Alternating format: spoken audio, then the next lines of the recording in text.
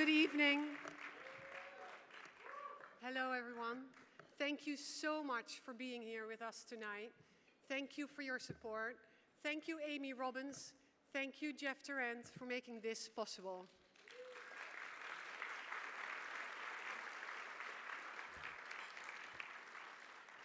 What a year we've had. This is a witness moment. Video is helping to change the course of history. Brave activists have newfound freedoms, but those now more than ever need to be protected. Human rights violations still happen all over the world. Since Mubarak fell, 12,000 people have been detained. So we need to make sure that the people who commit these crimes are being held accountable.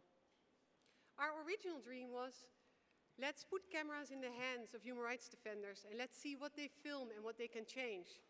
But now we dream even bigger. Now that millions of people have turned to video, we dream, what if all those people could use video effectively to really document human rights, secure rights, and justice for everyone? For 20 years, that's exactly what we've been doing. We've honed this expertise. We've partnered with and we've trained thousands of human rights defenders around the world. It's very simple. We provide equipment, we teach practical production skills, we work on distribution and advocacy strategies. And we also support those partners, those grassroots partners on the ground, getting those videos in front of the eyes of international organizations so they can make a difference. Together, we've changed laws. We've put warlords behind bars.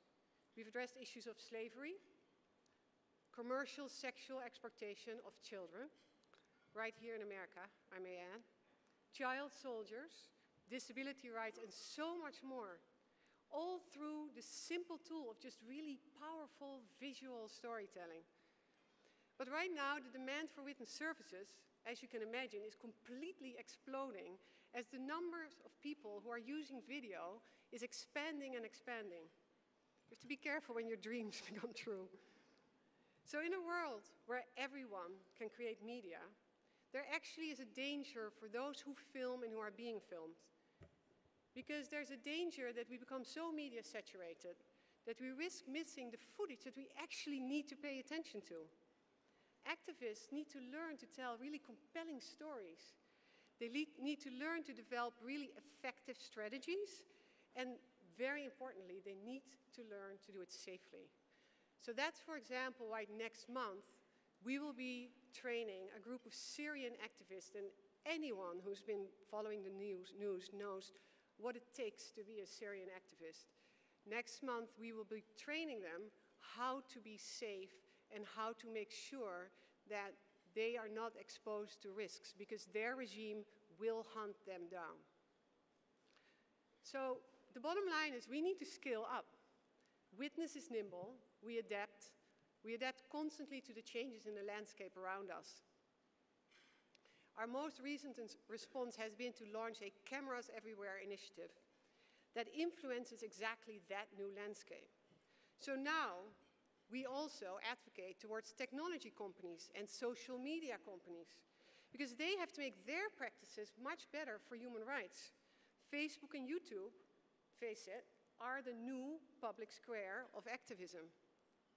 And I believe that those spaces have a responsibility to make sure that their tools, which are so amazing and are used by hundreds of thousands of people, do no harm. They have to do good.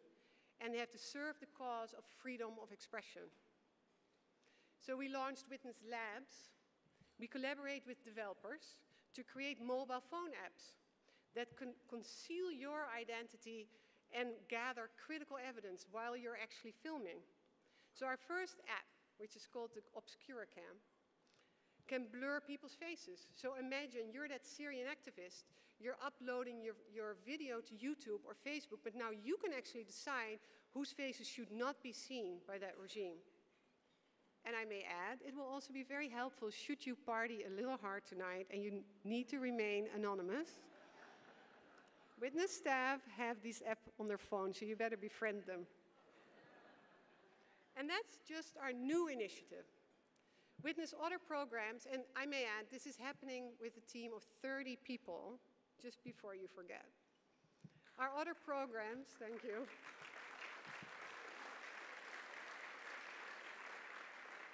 They're in full swing. And we're working with partners, local grassroots partners in Brazil, giving them equipment and training to produce videos addressing their evictions. Communities are being evictions in the lead up to the Olympics and the World Cup, as well as with partners in Mexico, Egypt, India, Cambodia, all working on forced displacement. In our other big global network campaign, we work on addressing violence against women. We're working in 5 African countries, and we're again there teaching local partners to use video.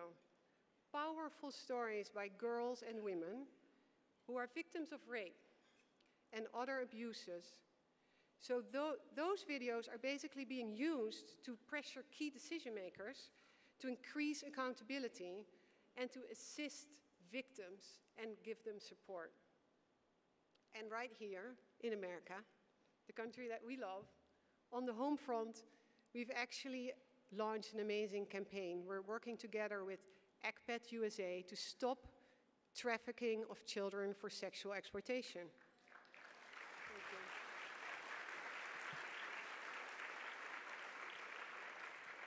you. You may not know this, but thousands of children in America are actually at risk of trafficking.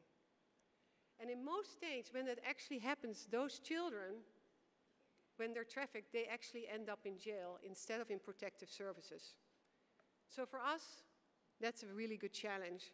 We've created a video that actually pressures lawmakers in all those states in America where they don't have laws to change that, to just change that for good. It's not that hard.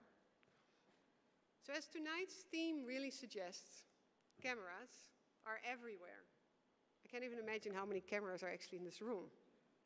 So now it's really up to us to ensure that they're used for good, to make sure our voices are heard, our eyes are opened, and I hope that you all, just as I am, are as inspired by the enormous opportunity that we have in front of us. This is truly the witness moment. And we thank you all for being part of it. And now I get to the favorite part of my speech, which I get to thank my team. So I want to particularly thank my board and my staff. They are enormously passionate and dedicated people.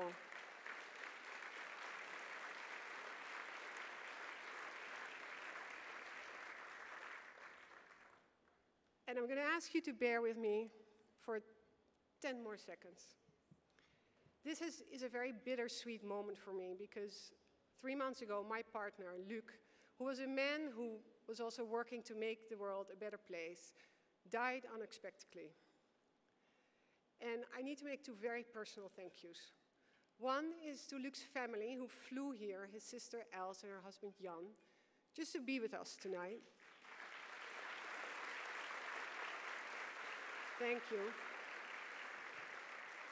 And the other one is again to the Board of Witness and my staff. So I knew you were really good. I knew you're exceptional people. But when I took some time off Witness under Jenny Wolfson's amazing leadership, didn't miss a beat. It progressed and it thrived. And that is really a testament to the individual leadership qualities that I have in both my board and my staff.